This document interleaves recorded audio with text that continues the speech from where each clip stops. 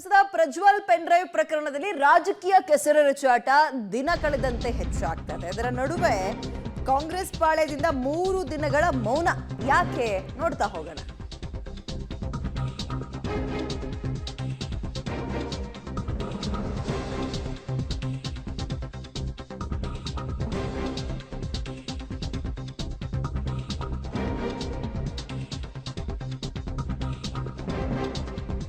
ಕಾಂಗ್ರೆಸ್ನಿಂದ ಈ pen drive ವಿಚಾರದಲ್ಲಿ ತಾತ್ಕಾಲಿಕ ಯುದ್ಧ ವಿರಾಮವನ್ನೇನಾದ್ರೂ ಘೋಷಣೆ ಮಾಡಿದಾರ ಗೊತ್ತಿಲ್ಲಪ್ಪ. ಆ ಅನುಮಾನ ಕಾಡ್ತಾ ಇದೆ. ಈಗ ರಾಜಕೀಯ ಆರೋಪ ಪ್ರತ್ಯಾರೋಪದಿಂದ ಅಂತರ ಕಾಯ್ದುಕೊಳ್ಳೋಕೆ ನಿರ್ಧಾರ ಮಾಡಿದಾರ ಲೀಡರ್ಸ್ಗಳು. ಕಾರಣ ದಿನ ಬೆಳಗಾದ್ರೆ ಗೃಹ ಸಚಿವರೊಬ್ಬರೇ ಪ್ರತಿಕ್ರಿಯೆ ಕೊಡ್ತಾ ಇದ್ದಾರೆ.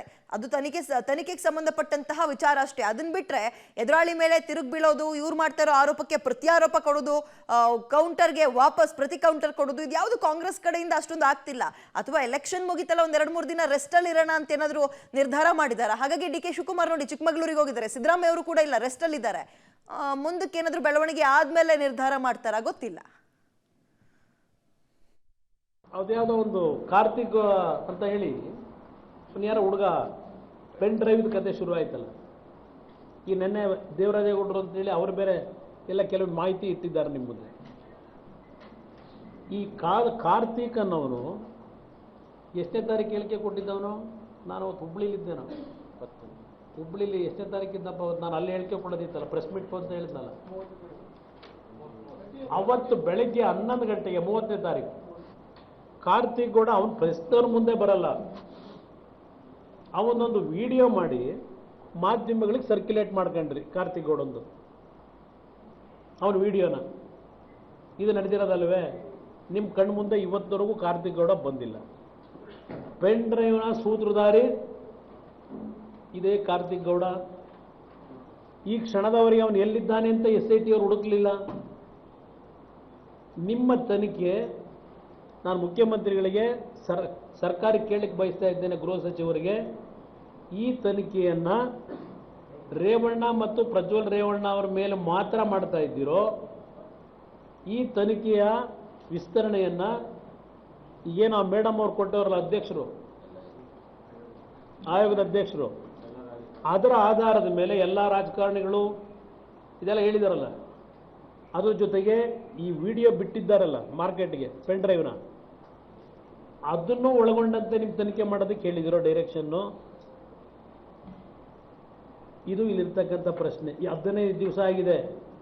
ಅವನು ಕಾರ್ತಿಕ್ ಕೂಡ ಹೇಳ್ದ, ನಾನು ಕೊಟ್ಟಿರ್ತಕ್ಕಂಥ ವಿಡಿಯೋ ಓನ್ಲಿ ದೇವರಾಜೇಗೌಡರಿಗೆ ಅಂತ ಹೇಳ್ತಾ ಇದ್ದಾನೆ ಅಲ್ವೇ? ವಿಡಿಯೋ ಮಾಡಿ ಕಳಿಸಿದ್ದಾನೆ. ಇವತ್ತಿನವರೆಗೆ ಅವನ್ನ ಅರೆಸ್ಟ್ ಮಾಡಲಿಲ್ಲ, ಇವತ್ತಿನವರೆಗೆ ಅವನು ಹೊರಗಡೆ ಬರಲಿಲ್ಲ. ಅವನಲ್ಲಿ ಸ್ವಚ್ಛತೆ ಇದ್ದರೆ ಯಾತಕ್ಕೆ ಅವನ್ನ ಇನ್ನೂ ಪ್ರೊಟೆಕ್ಷನ್ ಮಾಡಿದ್ದೀರಿ? ಎಲ್ಲಿದ್ದಾನವನು? ಇಂಥ ಘಟನೆಯನ್ನು ಕೂಡ ನಾವು ಭಾಳ ಒಂದು ರೀತಿಯಲ್ಲಿ ಲೈಟಾಗಿ ತಗೊಳ್ಳೋಕ್ಕಾಗೋದಿಲ್ಲ. ಅದು ಅವ್ರಿಗೂ ಗೊತ್ತಿದೆ, ಮಾನ್ಯ ಕುಮಾರಸ್ವಾಮಿ ಅವ್ರಿಗೂ ಕೂಡ ಗೊತ್ತಿದೆ. ಅವರು ಅವರಿಗೆ ನಾನು ವಿಶ್ವಾಸವನ್ನು ಹೇಳೋದಕ್ಕೆ ಬಯಸ್ತೇನೆ. ನಾವು ನಮ್ಮ ವ್ಯವಸ್ಥೆಯ ಬಗ್ಗೆ ನಾವು ಅನುಮಾನ ಪಡೋದು ಯಾವತ್ತೂ ಒಳ್ಳೆಯದಲ್ಲ. ಅವರು ಕೂಡ ಮುಖ್ಯಮಂತ್ರಿಗಳಾಗಿದ್ದಂಥವರು, ಅವರು ಕೂಡ ಇದೆಲ್ಲವನ್ನು ಇಂಥದ್ದನ್ನೆಲ್ಲ ಹತ್ತಿರದಿಂದ ನೋಡಿದ್ದಾರೆ. ಹಾಗಾಗಿ SIT ಸರ್ಕಾರದ ವಿಶೇಷವಾಗಿ ಗೃಹ ಖಾತೆಯಲ್ಲಿ ಇಂಥ ಘಟನೆಗಳನ್ನೆಲ್ಲ ತನಿಖೆ ಮಾಡೋದಕ್ಕೆ ನಾವು ಕಾನೂನಾತ್ಮಕವಾಗಿ ಇಟ್ಟಿರ್ತಕ್ಕಂಥ ಸಂಸ್ಥೆಗಳು. ಅವುಗಳ ಮೇಲೆ ನಾವು ಅನುಮಾನ ಪಡೋದಾದರೆ ಮತ್ತು ಯಾರಿಗೆ ನಾವು ಹೇಳಬೇಕಾಗ್ತದೆ? ನಾವು ಕೂಡ ಅನೇಕ ಸಂದರ್ಭದಲ್ಲಿ ಹೇಳಿದ್ದೇವೆ, CBI ಮೇಲೆ ನಾವು ಕೂಡ ಅನೇಕ ಸಂದರ್ಭದಲ್ಲಿ ಅನುಮಾನವನ್ನು ವ್ಯಕ್ತಪಡಿಸಿದ್ದೇವೆ. ಆದರೆ ಇವತ್ತಿನ ಪರಿಸ್ಥಿತಿಯಲ್ಲಿ ಅವರಿಗೆ ನಾನು ಹೇಳುವಂಥದ್ದು, ತಾವು ಅನುಮಾನ ಪಡಬೇಕಾಗಿಲ್ಲ, ಸತ್ಯಾಸತ್ಯತೆ ಹೊರಗಡೆ ಬರಲಿ. ಆಮೇಲೆ ಏನು ಬೇಕಾದರೂ ಯಾರು ಏನು ಬೇಕಾದರೂ ಮಾತನಾಡ್ಬೋದು. ಇನ್ನು ಸಂಸದ ಪ್ರಜ್ವಲ್ ಪೆನ್ ಡ್ರೈವ್ ಪ್ರಕರಣದ ವಿಚಾರದಲ್ಲಿ ಕಾಂಗ್ರೆಸ್ ವಿರುದ್ಧ ದೋಸ್ತಿಗಳು ಒಟ್ಟಾಗಿ ಮುಗಿ ಬೀಳ್ತಾ ಇದ್ದಾರೆ.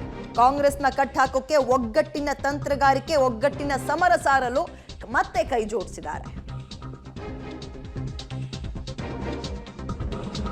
ರಿಲೀಸ್ ಮಾಡಿದ್ದು ಕಾಂಗ್ರೆಸ್ಸೇ ಅನ್ನೋ ಆರೋಪವೇ ದೋಸ್ತಿಗಳಿಗೆ ಬ್ರಹ್ಮಾಸ್ತ್ರ ಸಿಕ್ಕಂಗಾಗಿದೆ. ಈಗ ದೋಸ್ತಿಗಳಿಗೆ ಡಿಕೆಶಿಯೇ target number 1, Siddaramaiah target number 2. ಈ ಸರ್ಕಾರ ಹೆಣ್ಣು ಮಕ್ಕಳ ರಕ್ಷಣೆ ಮಾಡ್ತಾ ಇಲ್ಲ ಅಂತ ಮಾನಹರಣ ಮಾಡ್ತಿದ್ದಾರೆ ಅಂತ ಜನಾಭಿಪ್ರಾಯವನ್ನು ರೂಪಿಸೋಕ್ಕೂ ಕೂಡ ಮುಂದಾಗ್ತಾ ಇದ್ದಾರೆ ದೋಸ್ತಿಗಳು. ಹಣದವರೆಗೂ ನಾವು ನೋಡಿದ್ರೆ DK ಶಿವಕುಮಾರ್ನ ಸಿದ್ದರಾಮಯ್ಯನವರ ಏಜೆಂಟ್ಗಳ ಕೆಲಸ ಮಾಡ್ತಾ ಇದ್ದಾರೆ. ಪ್ರತಿದಿನ ಹೋಗೋದು, ಅವ್ರ ಡೈರೆಕ್ಷನ್ನ ಏನು ಮಾಡಬೇಕು ಅಂತ ಕೇಳೋದು, ಅದರ ಮೇಲೆ ಇವರು ಮೂವ್ಮೆಂಟ್ಗಳು. ಇದು ಹೆಣ್ಣು ಮಕ್ಕಳಿಗೆ ನಿಜವಾದಂಥ, ಅವರಿಗೆ ಅನ್ಯಾಯ ಆದಂಥ ಹೆಣ್ಣು ಮಕ್ಕಳಿಗೆ ಒಂದು ನ್ಯಾಯ ದೊರಕಬೇಕು ಅನ್ನೋದಿದ್ದರೆ ಕೊಡಿ CBIಗೆ, ಬರಲಿ ಎಲ್ಲ ವಿಷಯ. ಇದರಲ್ಲಿ ಯಾವ್ಯಾವ ಹಣಕಾಸಿನ ವ್ಯವಹಾರಗಳು ನಡೆದಿದ್ದಾವೆ, ಈಗ ನೀವು ಯಾರ್ಯಾರ ಮೇಲೆ ಆಮಿಷ ಹೊಡ್ತಾ ಇದ್ದೀರಿ ಅಧಿಕಾರಿಗಳು ಹೋಗಿ, ಕಿಡ್ನಾಪ್ ರೇವಣ್ಣವ್ರು ಮಾಡಿಸಿದ್ದಾರ, ಪಾಪ ತಗೊಂಡೋಗಿ ಕೂರಿಸಿದಿರಲ್ಲ, ಕಿಡ್ನಾಪ್ ಪ್ರಕರಣ ಅಂತ ಮಾಡಿ. ಅವೆಲ್ಲ ಸಾಕ್ಷಿ ಸಮೇತ ಬಂದ್ಬಿಟ್ಟಿದೆ ಮಾಧ್ಯಮದಲ್ಲಿ. ನಾನು ಕೂಡ ಸಾಕ್ಷಿ ಸಮೇತವಾಗಿ ನೋಡಿಬಿಟ್ಟಿದ್ದೀನಿ.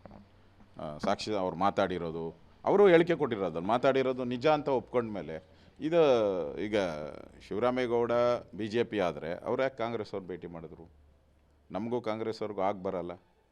ಕಾಂಗ್ರೆಸ್ಸನ್ನು ಯಾಕೆ ಭೇಟಿ ಮಾಡಿದ್ರು ಗೊತ್ತಿಲ್ಲ. ಅದನ್ನು ನಮ್ಮ ಪಾರ್ಟಿ ಅಧ್ಯಕ್ಷರು ಅದನ್ನು ತೀರ್ಮಾನವನ್ನು ತೆಗೆದುಕೊಳ್ಬೇಕು. ಅವ್ರು ಯಾಕೆ ಭೇಟಿ ಮಾಡಿದ್ರು? ಪಾರ್ಟಿ ಅನುಮತಿ ತೊಗೊಂಡಿದ್ರ? ಪಾರ್ಟಿಗೆ ಇದ್ರ ಬಗ್ಗೆ ಗಮನಕ್ಕೆ ತಳೆದಿದ್ದ? ಇನ್ನೂ ನಮಗೇನು ಗೊತ್ತಿಲ್ಲ ಅದ್ರ ಬಗ್ಗೆ. ಅದರಿಂದ ಎಲ್ಲ ಒಂದು ಕಡೆ ಒಂಥರ ಷಡ್ಯಂತರದ ರೀತಿ ಕಾಣಿಸ್ತಾ ಇದೆ. ಅದಕ್ಕೆ ಸತ್ಯಾಸತ್ಯತೆ ಹೊರಗಡೆ ಬರಬೇಕು. ಅದಕ್ಕೆ CBI ತನಿಖೆ ಆಗಬೇಕು ಅಂತ ಆಗ್ರಹ ಮಾಡ್ತೀನಿ. ನೋಡ್ರಿ, ಇದೆಲ್ಲ ಬೋಗಸ್ ಇದೆ. 8-10 ವರ್ಷದಿಂದ ಆ ಕ್ಲಿಪ್ಪಿಂಗ್ಸ್ ಇದಾವೆ. 1 ವರ್ಷದಿಂದ ಸರ್ಕಾರ ಬಂದಿದೆ. ಏನು ಮಾಡ್ತಾ ಇದ್ದೀರಿ ನೀವು? ಕತ್ತಿ ಕಾಯ್ತಿದ್ರೆ ಅಲ್ಲ. CBI ಕೊಡಬೇಕು ಅನ್ನೋದು ಭಾಳ ಒಳ್ಳೇದದು. CBI ಕೊಡೋಕೆ ನೀವು ಯಾಕೆ ಭಯ ಪಡ್ತೀರ?